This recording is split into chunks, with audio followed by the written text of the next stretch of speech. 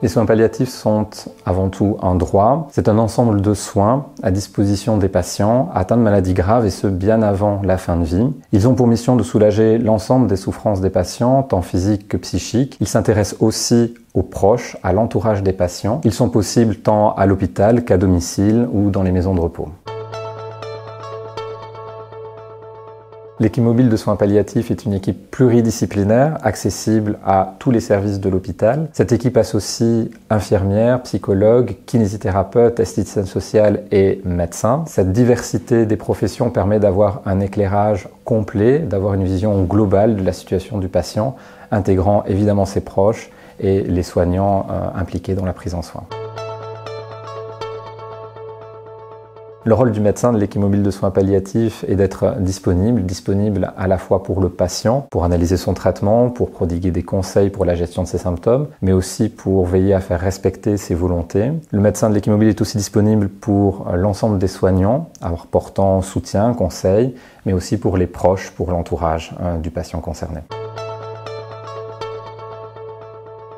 Le rôle de l'infirmière dans l'équipe mobile de soins palliatifs est divers et varié. On soutient et on accompagne le patient, mais aussi sa famille. On soutient, on accompagne, on forme et on informe aussi les soignants de première ligne. On essaye de développer une culture palliative en replaçant le patient au centre de nos réflexions. On collabore avec le médecin traitant et les équipes de soutien à domicile pour que les soins soient poursuivis une fois le patient rentré. Le psychologue dans les équipes de soins palliatifs, il intervient au niveau d'abord des patients, donc des patients et de leur famille. Il est là pour les accompagner dès l'annonce de la maladie grave ou de l'aggravation de la maladie grave. Nous sommes là aussi après le décès pour accompagner les familles et les enfants dans les difficultés liées au deuil. En soins palliatifs, les psychologues sont là aussi pour accompagner les équipes soignantes, donc leurs questionnements, les questionnements éthiques, les questions sur la vérité, les questions sur comment on fait circuler la parole.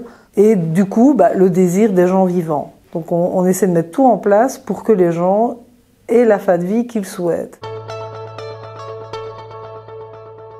Les kinés en soins palliatifs sont amenés à rencontrer les patients afin de les aider à gérer certains symptômes tels que l'anxiété, la douleur évidemment, mais aussi la fatigue, certaines formes de constipation, l'œdème. Pour ça, nous utilisons différents outils tels que le massage, l'aromathérapie, la méditation, l'aptonomie, l'hypnose. Il s'agit de restaurer en fait une relation au corps où la maladie ne prend plus toute la place.